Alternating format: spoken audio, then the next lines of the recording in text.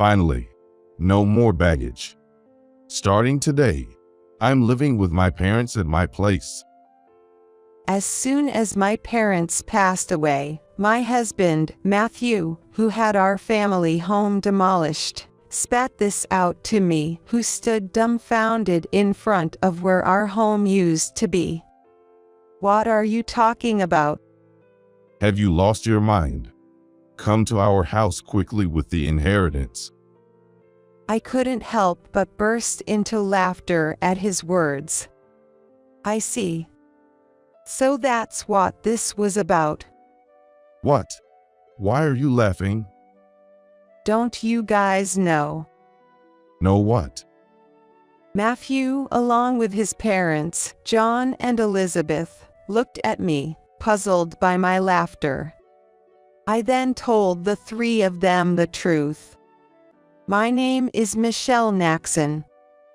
I was born the eldest daughter to my parents, who were typical office workers.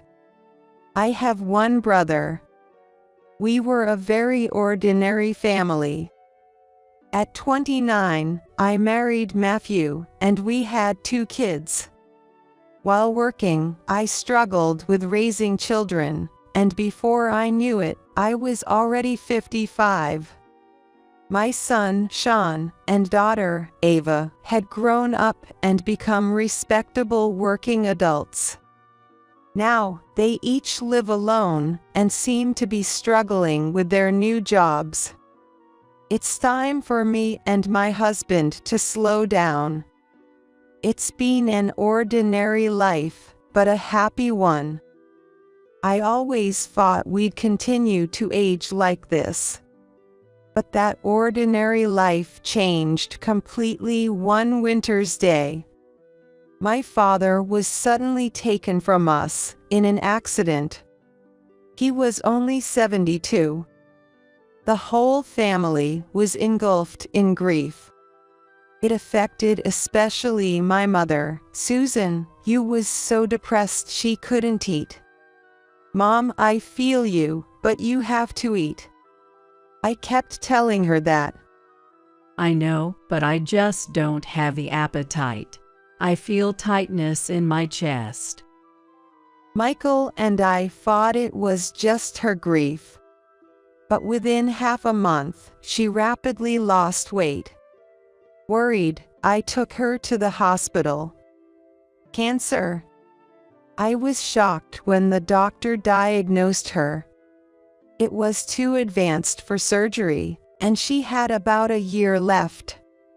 I hadn't even begun to repay my parents for all they'd done for me. And now, just after losing my father, my mother too, I was more devastated than ever. But I couldn't afford to wallow in sorrow. Michael lived too far to help. So it was up to me.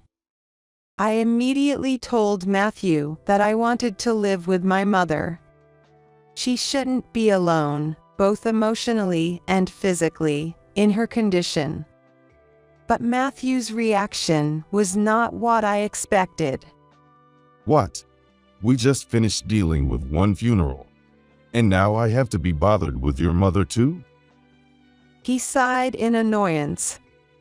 Don't talk like that. Can't you just drive her to the hospital? Why do we have to live with her?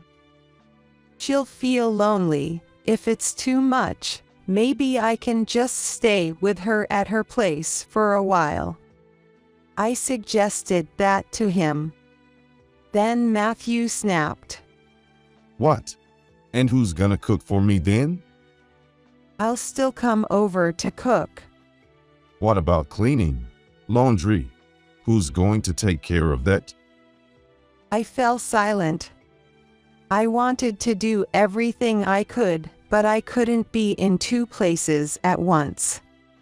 If someone said that wanting to help and nurse my mother was just my selfishness, I couldn't argue back. I'm sure Mom would insist on not being a bother, saying everything should stay as it is. but I just really wanted to care for my mother no matter what. Fine, but I'm not helping with anything. Matthew said that reluctantly to me, who had fallen silent. He finally gave in, though grudgingly. Thank you, and I'm sorry. Though it was tough, at least he agreed to my wish. I replied to him while suppressing my anger at his attitude. Despite some initial difficulties, Matthew and I began living with my mom at my childhood home. We originally lived in a company house provided by Matthew's employer. Matthew was an only child. His father, John, particularly wanted us to live with them eventually, so there were no plans to buy our own home. Living in the company house was convenient for work and wasn't a big financial burden, costing about $300 a month in rent. But moving to my childhood home meant no more rent payments and more space. I thought moving in wasn't all bad for Matthew. He stayed true to his word and didn't help with anything, but for me, it was great to live with my mom. She seemed fine but often felt tired and spent a lot of time resting during the day. I prepared my mom's meals, fed her, and got her medication ready. Doing all this alone would have been impossible. Thank you, Michelle. It's a big help having you here. I should thank Matthew too. Mom often said that, expressing her gratitude towards us. She didn't know about Matthew's harsh words when we first moved in, so she was grateful to him too. One evening, after Mom had gone to bed, Matthew came home. While serving dinner, I spoke up about Mom's treatment. Then, Matthew glared at me and said, "Just don't say to ask me to help you. Whatever you say, I told you I'm not helping with anything," refusing even to listen. Anyone needs someone to talk to share their worries. I just wanted him to listen. But his attitude didn't change, not after a month, not even after 2. He constantly complained about living with my mom, acting like he was doing us a great favor. His behavior got worse every day.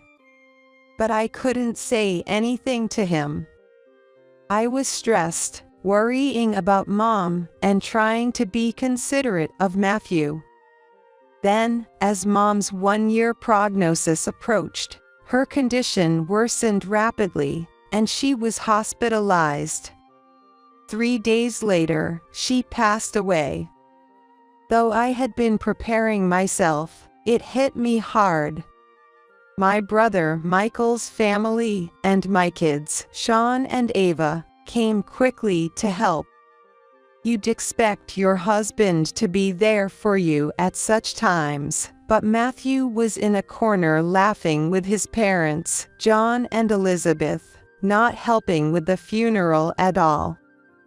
Michael took over as the chief mourner, and we managed to prepare for the funeral. However, Matthew sat at the back of the family section, instead of with me, the bereaved family. "Matthew, I think you should sit in the bereaved family section." But he replied, No, I'm fine here. I'm not really a blood relative. "But you're my husband." Elizabeth chimed in. He's a husband, yes, but not your mother's son. He's our son, an outsider. Right. Matthew is our son. You can sit in the bereaved section, Michelle. John agreed, and their words left me speechless. It varies by region, but in the area where my in-laws and I live, It's customary for sons-in-law to sit in the bereaved family section. As expected, Matthew was nowhere to be seen in the family section at the funeral, leading to whispered speculations among distant relatives. Did they get divorced? I could hear them murmuring to each other. It was a talk that should not have happened if Matthew had just sat beside me. Despite my disappointment with Matthew, we managed to send Mom off properly. After the funeral, we returned to my childhood home with Michael's family, my kids, Matthew, and his parents. Thank you, John and Elizabeth, for coming during this busy time, I said to my in-laws while serving them tea. They laughed and replied, Really, it's been tough. First your dad passed away, and now your mom. We've been hit hard with funeral expenses. But at least that's over now. I was stunned by their words. What did they mean by that? I couldn't believe they would say something like that. I forced a smile and excused myself from the room. Then, I overheard Matthew talking with his parents in the background. It must have been hard for you, Matthew, living with someone who's not family. Yeah, dealing with Michelle's whims was tough. You shouldn't always give in to your wife. It's okay to say no if you don't like something. You're a married couple, after all. I clenched my fists in frustration. The sound of their laughter and carefree conversation was unbearable, but this wasn't new. John and Elizabeth had always been insensitive and rude. When I married Matthew, Elizabeth had said, "Couldn't you find someone prettier? I can't expect much from the grandkids' looks now." John had added, "They say beauty bores after 3 days. With Michelle, you won't even get the chance to get bored in the first place." And Matthew just laughed along with them, saying that's funny. Such disrespectful behavior from them wasn't surprising anymore. I felt something snap inside me. Reflecting back, neither Matthew nor his parents had ever shown concern for me, not during my father's funeral, and not now. Instead, they mocked and belittled me. I felt guilty for forcing Matthew into this living situation, but I started questioning his behavior as a person. I had wanted to focus solely on my mother, yet I had been overly considerate of him. I realized there was no need for me to feel so guilty towards him, especially since he never stood by my side. Behind my growing anger, they were still laughing and chatting. If Michael's family or my kids had heard them, they would have been upset, but thankfully, they were in the kitchen. I was relieved that I was the only one who heard their conversation in the other room. As I thought about all this, I could still hear Elizabeth's voice continuing in the background. Michelle, Startled, I responded. can I take this? Elizabeth approached, holding my mother's handbag. Confused, I stammered, Your mom won't be needing this anymore, won't she? Matthew said I should take this. Maybe I should. Elizabeth examined the bag like she was appraising it. It was so disrespectful, especially right after the funeral. I wrested the bag away from her. No, you can't. Excuse me. Her eyes flashed with anger. Not so much at losing the bag, but at my defiance against her. Still, I stood my ground. I'm not ready to sort through my mother's belongings yet. We'll divide them among the family later.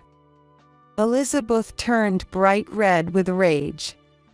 What do you mean? Are you saying I'm not family? You said at the funeral that even Matthew was not family to my mother. How come you're family when Matthew is not? I couldn't help but retort. Hearing this, Matthew and John also turned red. What are you saying? Apologize to Mom. How dare you say like that? You're just a daughter-in-law. The commotion attracted everyone from the other room. I can't believe I'm called a stranger after sticking around for the funeral and burial, despite being busy. Dad, let's go home. Elizabeth shouted at me in front of everyone and left our house. Strangely, Matthew, too, was angry and left with his parents. What happened? Did you really call Elizabeth a stranger? Everyone else, having only heard Elizabeth's side, asked me. Taken out of context, it must have sounded terrible. But I explained the situation to them.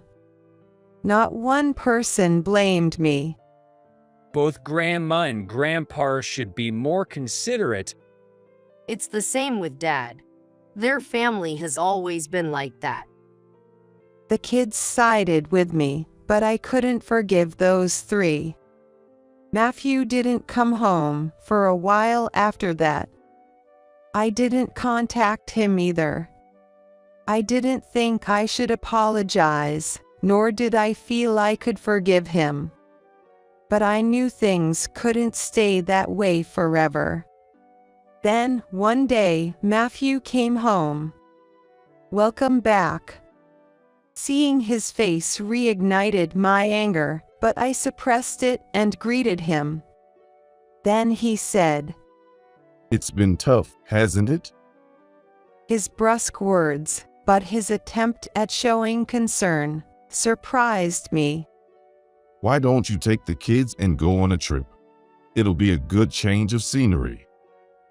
Then he handed me travel vouchers. I was speechless. Tears started to flow. Maybe the kids had put him up to it. But I was happy he went along with it. I immediately contacted the kids to plan the trip. Dad did. That's unusual. They were surprised by my proposal. So it seemed like it really was Matthew's gift. Maybe Dad feels bad about it. I said that while laughing, and I gratefully accepted the travel vouchers from Matthew. Well then, I'm off. All right. Take your time. While you're at it, stay over at the kids' places. What? I can't be gone that long. It's fine. I'm gonna relax at my parents' place. So don't worry about me. He replied me while sending me off. Ava happily welcomed the idea of my visit. So before the trip, I visited both Ava and Sean's homes. Since I couldn't visit them while caring for Mom, I helped out a bit by making some meals and freezing them. Mom, you're supposed to be relaxing, not working. But thanks, this really helps. They both said that, delighted to have my cooking at home. It was all thanks to Matthew's suggestion. And finally, the much-awaited beach resort vacation came. I spent a relaxing time at the beach with my kids. It seemed to heal the fatigue from caregiving and the sorrow of losing my parents. I ended up being away for nearly a week, but the kids returned to their homes with bright smiles. It was fun. We should thank Dad once in a while. True, once in a while. But I wonder if he's up to something. Ava joked, laughing. Don't say that. Dad did think about us in his way. I replied her while laughing too. Thinking of sharing memories with Matthew and looking forward to a happy life ahead as a couple, I headed home. However, upon arriving home, I was shocked. What? The house. I looked around in disbelief. Although I was at the familiar place, the family home was gone. Suddenly, Matthew appeared out of nowhere. He was followed by John and Elizabeth. Seeing me standing there in shock, they all smirked and laughed. "Matthew, what's going on?" I demanded an explanation. With the same creepy smile as his parents, Matthew said, Finally, no more burden. From today, we're living with my parents. "What are you talking about?" I replied coldly. He then said, Have you lost your mind? I've demolished your family home. Come to our place quickly with your inheritance. Whatever you inherited is Matthew's now. I realized then. The house's disappearance was Matthew's doing, and it was all for the inheritance. What a betrayal it was, especially after I had come home thinking about our future together. I was filled with frustration and sadness. But I wouldn't let Matthew have his way. Not a chance, I thought. I burst out laughing at the three smirking faces. Confused by my laughter, John and Matthew wore puzzled expressions. What? Why are you laughing? What a weird woman. Has she gone mad? Elizabeth remarked, looking at me as if I was something bizarre. Facing the three, I said, "You guys don't know." What are you talking about? Matthew asked. "I didn't even inherit a single penny, so there's no inheritance." I laughed again after finishing my sentence. They must have mistaken the inheritance for wealth. Their misguided assumptions and actions were so ridiculous that I couldn't stop laughing. What do you mean?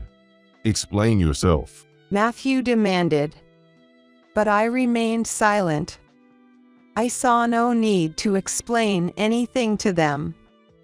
Before that, I won't live with anyone else. If you want to live together with your parents, feel free to do it yourself. Ignoring Matthew's question, I rejected his initial suggestion outright, causing my mother-in-law to burst into anger. How can you help out at your parents' house but not with ours? You know there were circumstances for that, right? I moved in to help out, didn't I? I told you that you didn't need to live with me, but you chose to move in because you didn't want to do housework, remember? Faced with my retorts, Matthew and Elizabeth bit their lips in frustration.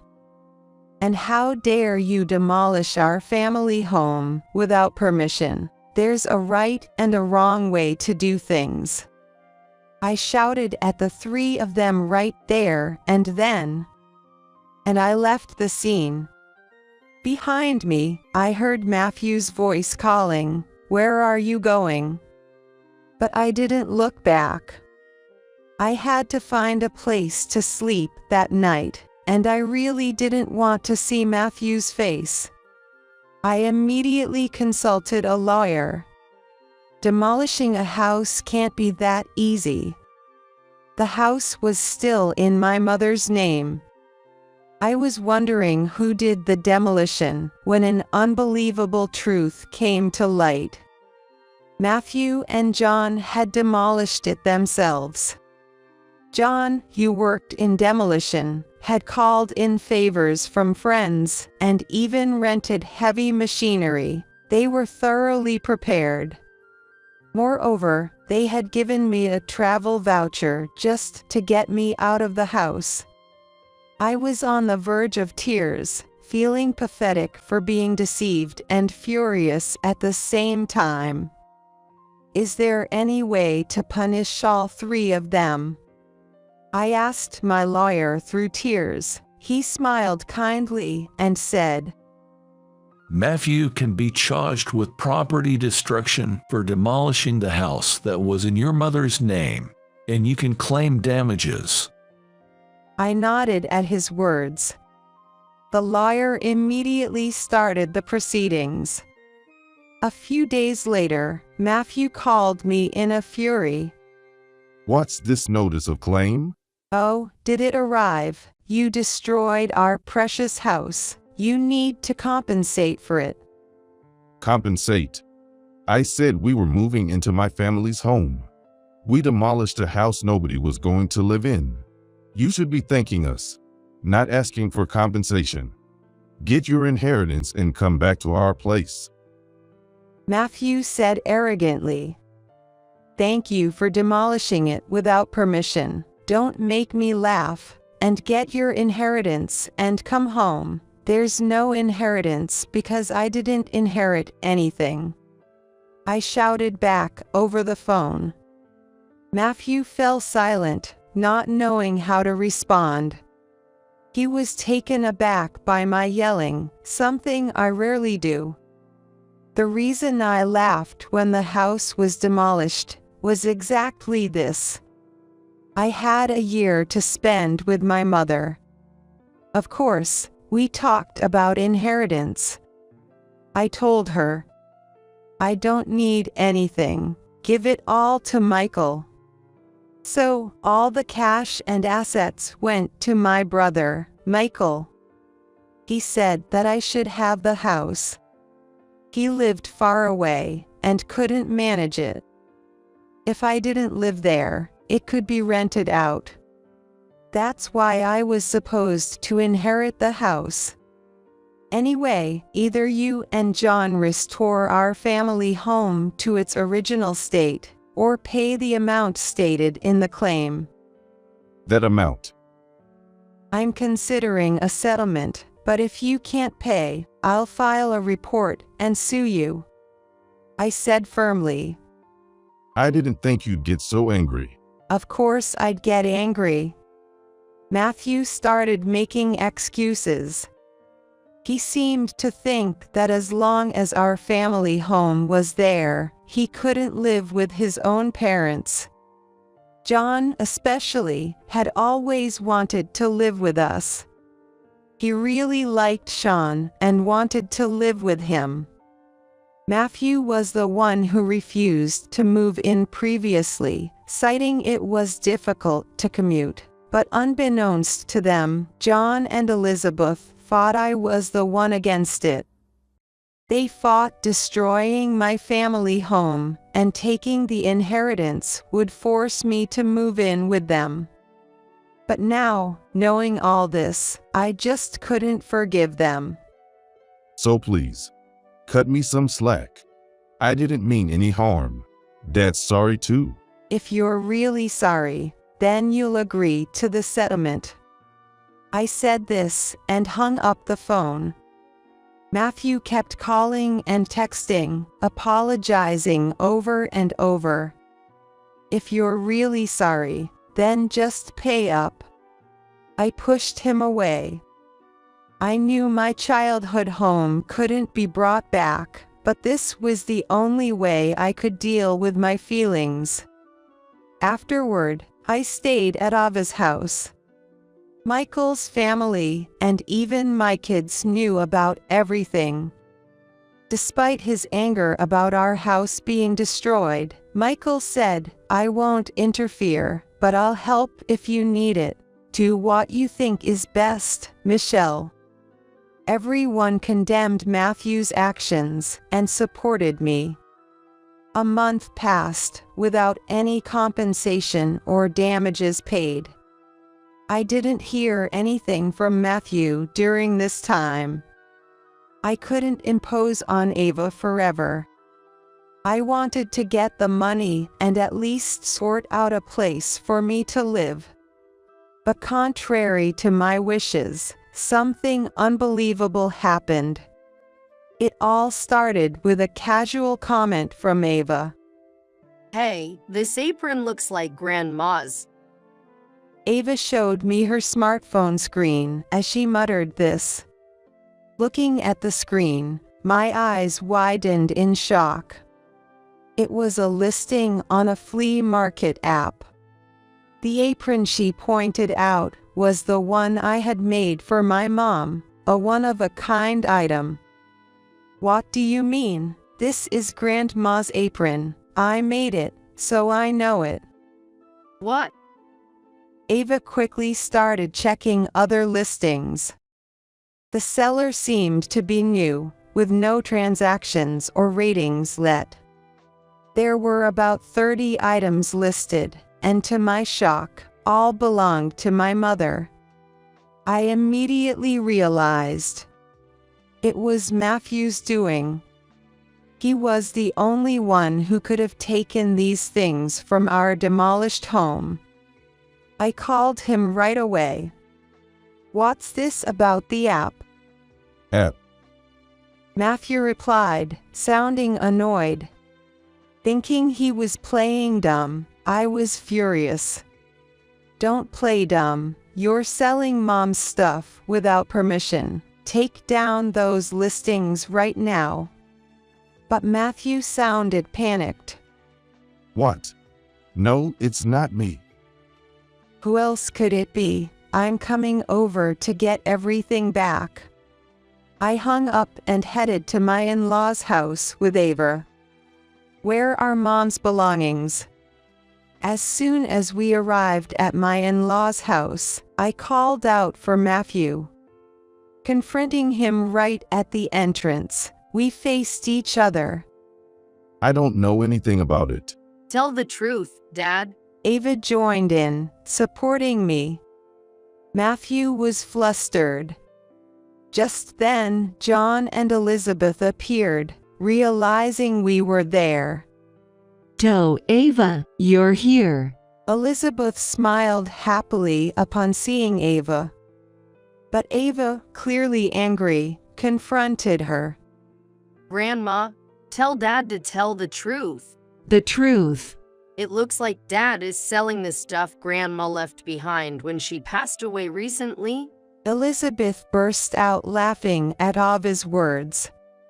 Matthew looked troubled and kept repeating, "It's really not me."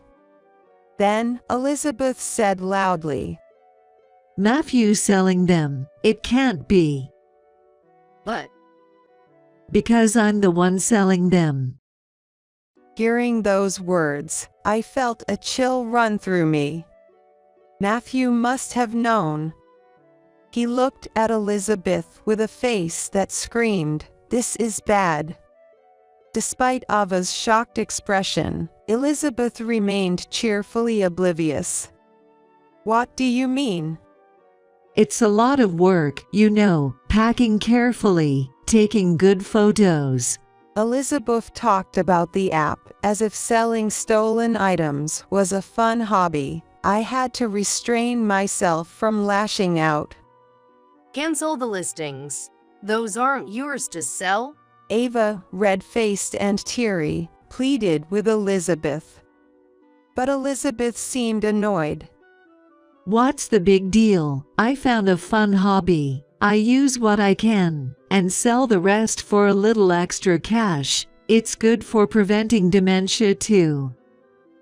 Now I'm the only grandma you have, Ava. You want me to stay healthy and live a long life, right? Elizabeth said this nonchalantly. Despite my pleas for her to stop, she showed no signs of remorse.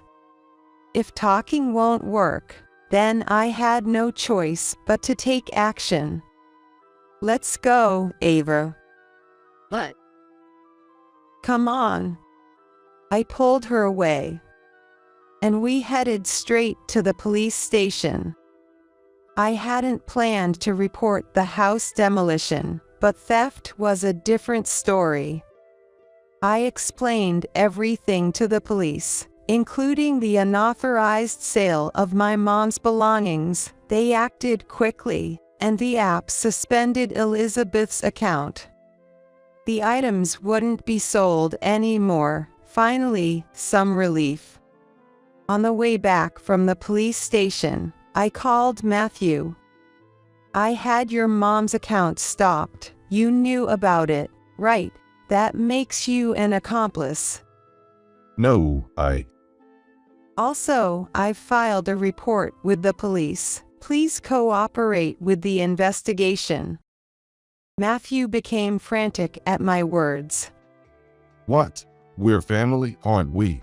Please withdraw it. Family, I haven't seen a dime of the damages or compensation for our demolished house. There's no sign of remorse from you.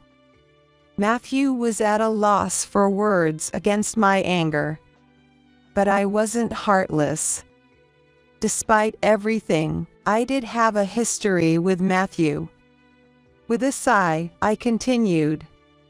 "I'll wait for the money, but I won't forgive the theft. Everything must be returned. And John, he looked quite ill. Has he been to the doctor?"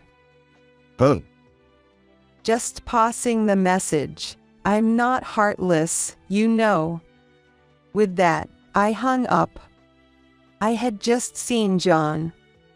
He was so thin, it was hard to believe it had only been a couple of months since we last met. He barely spoke, and his complexion was beyond pale, almost ghastly. It was obvious that he was not in good health. But they probably hadn't noticed. Elizabeth, trying to sell stolen goods nonchalantly, and Matthew, who only acted tough in front of me. That mother and son duo seemed to lack any concern for others. The next day, I received a call from John. I thought it might be a word of gratitude, but it turned out to be the complete opposite. The call was a reprimand. "Why are you treating me like I'm sick? Planning to throw me in a hospital to get rid of me? I have to protect Elizabeth and Matthew from you. I'm not going to any hospital," he scolded me. His words showed no appreciation for my concern. "Sorry for overstepping. I was just worried." Unlike your parents, I'm not weak and short-lived. Don't make fun of me. But a few days later, he did get sick and end up going to the hospital. The diagnosis was terminal cancer. Panicked, Matthew called me. Dad's got terminal cancer. What am I going to do? But I just snorted. "That's not my problem. Remember what he said when I suggested going to the hospital. I'm not weak and short-lived like your parents. You're on your own." How can you be so heartless? Use heartless. Did you ever say anything kind to me when my mother was ill? Reflect on your actions. I hung up. As expected, John passed away not long after. I didn't shed a tear, remembering all the harsh words and deeds. After the funeral, John's will was found. Despite his claims of not being short-lived, he had made careful arrangements. The house goes to my grandson, Sean. The rest of my assets are to be split between my wife and eldest son. I was surprised to see Sean's name. John had always favored him, wanting him to live in the house, even after his death. For Sean, it was an unexpected inheritance. "Disown it, you don't need that house," I told Sean, but he was actually pleased to inherit it. It brought him no financial benefit. But he seemed happy, so I didn't say anything else. Following John's will, Sean inherited the house. Elizabeth was happy and paid the inheritance tax. He's our heir, after all, she said. Well, she wasn't wrong about that.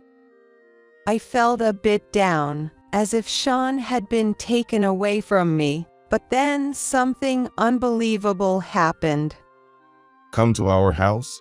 Upon receiving Matthew's call, I immediately headed to my in-laws' house. There, I saw Elizabeth and Matthew standing dumbfounded in front of the house, just like I had once. Heavy machinery and a truck bearing the Demolition company's name, along with its workers, were on the property. Right before my eyes, the in-laws' house was being demolished. What's going on? It's my house. I can do whatever I want with it, right? Sean replied, appearing seemingly out of nowhere, looking satisfied as he watched the demolition. Sean, what are you doing? Stop this immediately. Even if I stop it now, it's not like we can live in it.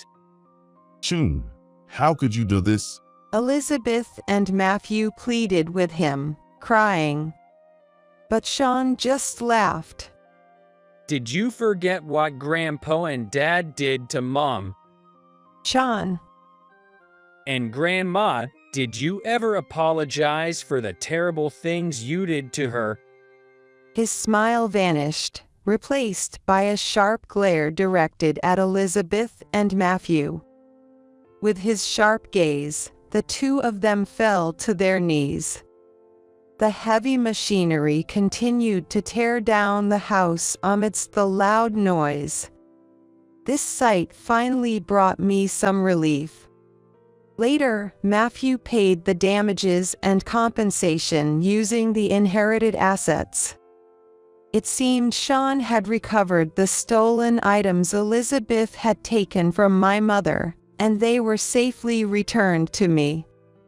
You've got me and Ava, he reassured me, bringing tears of relief. Elizabeth and Matthew lost their house and didn't have any money left, so now they are back living in the company housing. Matthew had left the company housing with me and our kids before. But now he's returned with his mother, which has sparked a lot of rumors. A wife of one of Matthew's colleagues, who I'm on good terms with, contacted me about it, so I told her the whole story, without any lies or exaggerations. They'll probably have to live a cramped life in the company housing from now on, but it's their own doing. On top of that, with Matthew's retirement, the two of them have to be frugal to prepare for their future home. I think I'll occasionally bring this up as a topic of conversation with my friends, just to see how they are getting on. Meanwhile, I've been staying at Ava's place, but Sean is getting married. He plans to build a house. I was happy to hear that the land where the old house stood sold for a decent amount. It turns out that house was useful after all. Mom, why don't you come live with us? Sean kindly suggested. His future wife was also very welcoming. I couldn't stay with Ava forever, so I decided to take them up on their offer. I'm determined not to become a mother-in-law like Elizabeth, and look forward to living happily with my new family.